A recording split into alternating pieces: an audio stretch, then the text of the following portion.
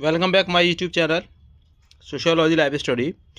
और प्रिय विद्यार्थियों, आज की क्लास में गुरु जम्बेश्वर विश्वविद्यालय मुरादाबाद से संबद्ध जितने भी महाविद्यालय हैं उनमें बीए फर्स्ट सेमेस्टर के विद्यार्थी जिनका पॉलिटिकल साइंस का पेपर है और पेपर भी आपका कल की डेट में है, तो कौन कौन से इंपॉर्टेंट क्वेश्चंस बनते हैं थोड़ा सा इसके बारे में मैं आज की क्लास में यहाँ पे बात करूँगा। मैं बता दूँ कि मैं कोई पॉलिटिकल साइंस का प्रोफेसर नहीं हूँ, लेकिन आपका जो सिलेबस है विश्वविद्यालय ने सिलेबस दिया है उस सिलेबस के आधार पर मैंने प्रयास किया है कि ये प्रश्न महत्वपूर्ण हो सकते हैं, ये प्रश्न एग्ज़ाम में आ सकते हैं, उन्हीं प्रश्नों के बारे में यहाँ पे बात करेंगे। और दूसरी सबसे महत्वपूर्ण बात कि जो पेपर है आपका वो उसी पैटर्न पर आधारित है, अर्थात 75 नंबर का पेपर है। टाइम आपको 2 घंटे का मिलेगा। 5 आपके वेरी शॉर्ट होंगे, 5 शॉर्ट होंगे और 3 लॉन्ग आंसर टाइप क्वेश्चन होंगे। पेपर का जो नाम है वो है Indian national movement and constitution of India. Paper code है A060101T।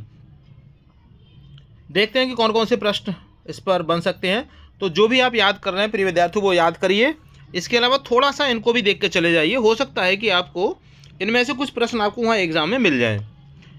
तो वेरी शॉर्ट में आप देखेंगे, पहला प्रश्न है इसमें गढ़ संघ क्या थे। दूसरा प्रश्न है मत्स्य न्याय का सिद्धांत क्या दर्शाता है। प्रश्न नंबर तीसरा है संविधान सभा के गठन का आधार क्या था। प्रश्न नंबर 4 है मौलिक कर्तव्य किस संविधान संशोधन द्वारा जोड़े गए। और 5वां प्रश्न है इसमें चुनाव आयोग के मुख्य कार्य क्या हैं। अगर मैं सेक्शन बी की बात करूं जिसमें आपसे शॉर्ट आंसर टाइप क्वेश्चन पूछे जाएंगे, तो उसमें पहला प्रश्न है कि धर्म और दंड नीति के बीच अंतर बताइए। प्रश्न नंबर 2 है भारतीय राष्ट्रीय आंदोलन में उदारवादी और उग्रवादी दृष्टिकोण का संक्षिप्त विवरण दीजिए। क्वेश्चन नंबर 3 है भारतीय संविधान के दर्शन में समाजवादी एवं धर्मनिरपेक्ष तत्वों पर प्रकाश डालिए। अब देखो ये वाला प्रश्न है ना, भारतीय राष्ट्रीय आंदोलन में उदारवादी और उग्रवादी दृष्टिकोण का संक्षिप्त विवरण दीजिए। इंडियन नेशनल मूवमेंट से क्वेश्चन 100% आएगा। प्रश्न की भाषा कुछ भी हो सकती है, आपको फोकस रखना है इंडियन नेशनल मूवमेंट पे, यानी भारतीय राष्ट्रीय आंदोलन पे और उसके उदारवादी और उग्रवादी दृष्टिकोण पे। इसी तरीके से भारतीय संविधान के दर्शन में समाजवादी और धर्मनिरपेक्ष तत्वों पर प्रकाश डालिए। क्वेश्चन नंबर 4 है राज्य के नीति निर्देशक तत्वों को लागू करने में क्या चुनौतियां हैं। क्वेश्चन नंबर 5 है संविधान के मूल ढांचे के सिद्धांत की व्याख्या कीजिए। क्वेश्चन नंबर 5 है लोकसभा अध्यक्ष के शक्तियों एवं कार्य बताइए। क्वेश्चन नंबर 7 है उच्च न्यायालय के पर्यवेक्षीय अधिकार क्षेत्र को परिभाषित कीजिए। क्वेश्चन नंबर 8 है केंद्र राज्य विधायी संबंधों में अवशिष्ट शक्तियां किसके पास हैं। तो इस तरह से 8 प्रश्न है यहाँ पे, और आपको पता होगा कि 5 प्रश्न इसमें से आपको करने होंगे। उम्मीद करता हूँ कि 5 तो आपको मिल ही जाने चाहिए। हाँ, ध्यान ये रखना है कि लैंग्वेज है ना मे बी चेंज्ड, उसकी भाषा परिवर्तित हो सकती है। सेक्शन सी की बात करें तो सेक्शन सी में पहला प्रश्न है कि भारतीय राजनीति परंपरा की विशिष्ट विशेषताओं का विस्तार से वर्णन कीजिए। इसमें धर्म, राजधर्म, नीति शास्त्र, दंड नीति, मत्स्य न्याय और गढ़ संघ की अवधारणाओं को समझाइए। 2 की अवधारणा भी पूछी जा सकती है, 3 की भी पूछी जा सकती है इसमें, और किसी एक की भी पूछी जा सकती है। क्वेश्चन नंबर 2 है भारतीय राष्ट्रीय आंदोलन के जन्म, विकास एवं उसके उभरे विभिन्न राजनीतिक प्रवृत्तियों का गहन विश्लेषण कीजिए। क्वेश्चन नंबर 3 है भारतीय संविधान के निर्माण, उसके दर्शन, नागरिकता के प्रावधानों और मौलिक अधिकारों, कर्तव्यों एवं नीति निर्देशक तत्वों के बीच तालमेल की व्याख्या कीजिए। क्वेश्चन नंबर 4 है भारतीय संसदीय प्रणाली में कार्यपालिका एवं विधायिका की भूमिका, अधिकार, कार्य तथा आपसी संबंधों का विस्तृत अध्ययन कीजिए। क्वेश्चन नंबर 5 है कि भारत में न्यायपालिका की संरचना, शक्तियाँ एवं न्यायिक समीक्षा की भूमिका का वर्णन कीजिए। केंद्र राज्य संबंधों के प्रशासनिक, विधायी एवं वित्तीय पहलुओं का मूल्यांकन कीजिए। मैं एक बार आपको और ये जानकारी दे दूं कि कोई भी प्रश्न आपका छूटना नहीं चाहिए। अगर आप अच्छे नंबर लाना चाहते हैं तो प्रत्येक प्रश्न को आप अटेम्प्ट करिए। वो अलग बात है कि किसी भी प्रश्न में आपको पूरा नहीं लिख पा रहे हैं तो कम से कम 4 लाइनें, 5 लाइनें जितनी भी आपको आ रही हैं उनको आप लिखिए।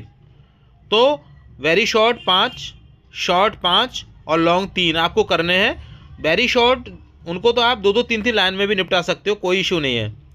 और वेरी शॉर्ट के लिए मैंने आपको बताया कि 1 पेज में 2 लिखिए, तो इस तरह से आपका लगभग 2.5 पेज में 5 प्रश्न हो जाएंगे। शॉर्ट आंसर टाइप को 1 पेज में 1 ही प्रश्न लिखिए, चाहे वो आधे पेज का ही लिखा जा रहा है, अगले प्रश्न को लिखने के लिए आप अगले पेज पर जाइए। कापी में आपकी में लगभग 28 पेज होते हैं, और कुल मिलाकर के आप अधिकतम ज़्यादा से ज़्यादा लिखेंगे तो आप 18-19 पेज से ज़्यादा आप नहीं लिख पाओगे, क्योंकि टाइम की अपनी सीमाएं हैं। 2 घंटे में आप इससे ज़्यादा लिख ही नहीं सकते। तो शॉर्ट आंसर के लिए हर पेज से ही शुरू करिए अपना। तो 2.5 पेज आपका वेरी शॉर्ट में इस्तेमाल हो जाएगा, 5 पेज आपके शॉर्ट में हो जाएंगे, और लॉन्ग भी अगर आप ज़्यादा लिख पाए तो 2-2 पेज से ज़्यादा आप नहीं लिख पाएंगे। तो 3 प्रश्न है तो 6 पेज आप वहाँ पे लिख पाएंगे। तो 6 और 5 11 और 2 13, 13.5 पेज तब भी आपके बन रहे हैं। और अगर आपने ऐसा कर दिया नहीं कि शॉर्ट को आपने एक ही पेज में 2-2 लिख दिए तो फिर तो कहानी ख़राब हो जाएगी। इसलिए मेरी इस बात को ध्यान रखिए, वेरी शॉर्ट को एक पेज में 2 ही करने हैं आपको। ऐसा नहीं है कि एक ही पेज में घुसेड़ दें आप 3-4 के लिए। एक पेज में 2 लिखिए, शॉर्ट को एक पेज में 1 लिखिए, और जो लॉन्ग है वो 1.5 पेज का लिख दीजिए। 1.5 का नहीं लिख सकते तो कोशिश करिए कि 2 पेज का हो जाए। 2 का नहीं हो पा रहा है तो आप उसको 1.5 का कर दीजिए। 1.5 का नहीं हो पा रहा है तो 1 का करिए। 1 का नहीं कर पा रहा तो आधे पेज का लिखिए, लेकिन लिखिए ज़रूर। तीनों प्रश्न अटैम्प्ट करिए लॉन्ग के भी, आंसर नंबर डालिए, है ना, उसके आगे आप उसके बारे में लिखिए। और जैसा कि आपका जो पेपर है, जो पेपर का नाम है, आप इसको ध्यान से देख लीजिए। पेपर का नाम है आपका इंडियन नेशनल मूवमेंट, यानी भारतीय राष्ट्रीय आंदोलन। तो समझ लीजिए भारतीय राष्ट्रीय आंदोलन पर ही 50% प्रश्न आएंगे। आंदोलन क्या है, कैसे, कब हुआ, क्यों हुआ, ये सारी बातें। इसके अलावा दूसरा पार्ट है इसका कॉन्स्टिट्यूशन ऑफ इंडिया, यानी भारत का संविधान। तो 2 बातें आपको यहाँ पे याद करनी है, एक तो इंडियन नेशनल मूवमेंट को याद करना है, दूसरा कॉन्स्टिट्यूशन ऑफ इंडिया को याद करना है। भारत का संविधान और भारत का जो आंदोलन है, ठीक है, इन दोनों को आपको याद करना है। तो आधे आधे प्रश्न दोनों को मिला करके होंगे। तो मैं उम्मीद करता हूँ आपको समझ आ गई होगी। फिर भी कहीं कोई अगर आपको लग रहा है कहीं कन्फ्यूजन है तो आप मुझे कमेंट सेक्शन में लिख करके आप मुझे बता सकते हैं। मैं कोशिश करूँगा कि अभी अभी आपके उन प्रश्नों का आंसर दे दिया जाए। कल आपका पेपर है, समय आपके पास बहुत कम है, तो एक बार इन प्रश्नों को भी देख के जाइएगा। मेरी शुभकामनाएं आपके साथ हैं, और चैनल पर नए हैं तो सब्सक्राइब कीजिए। वीडियो पसंद आए लाइक शेयर कीजिएगा। मिलेंगे अगली क्लास में। चैनल पर जुड़ने के लिए थैंक यू। तब तक के लिए आनंद कीजिए, एंजॉय कीजिए, मेहनत कीजिए, और कल की परीक्षा में अच्छे से परफॉर्म कीजिए। मिलेंगे आगे। जय हिंद।